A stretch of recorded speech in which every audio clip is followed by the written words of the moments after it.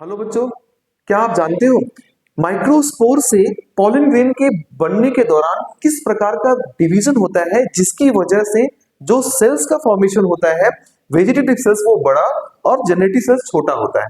आइए हम इस जानते हैं शॉर्ट्स के द्वारा।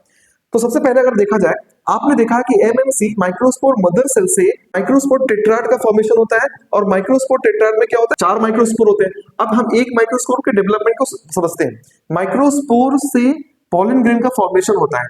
ये डायग्राम एनसीईआरटी में दिया है बट इसके बारे में एक्सप्लेन नहीं किया है और ये एग्जाम में यानी नीट के एग्जाम में या फिर क्लास 11 में पूछा जा सकता है, इसलिए आपको बताते हैं। देखिए होता क्या है, जैसे सेल है, इसमें डिवीजन जैसे ही स्टार्ट होता है, सबसे पहले दो बड़े मतलब दो ही नहीं, संख्या में दो या उससे अधिक हो सकते हैं, वैक्यूल्स का फॉर्मेशन होता है।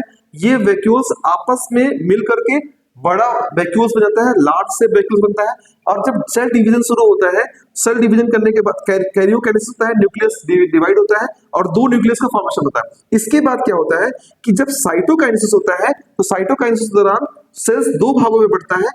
एक भाग जिसमें वैक्यूल होता है वो वाला भाग बड़ा रह जाता है और दूसरा भाग जिसमें वैक्यूल नहीं होता है वो वाला पार्ट छोटा होता है। तो बड़ा वाला पार्ट जो है वो वेजिटेटिव सेल बन जाता है और छोटा वाला पार्ट जो है स्पिंडल शेप हो जाता है और उसको हम कहते हैं जनरेटिव सेल्स। धन्यवाद बच्चों।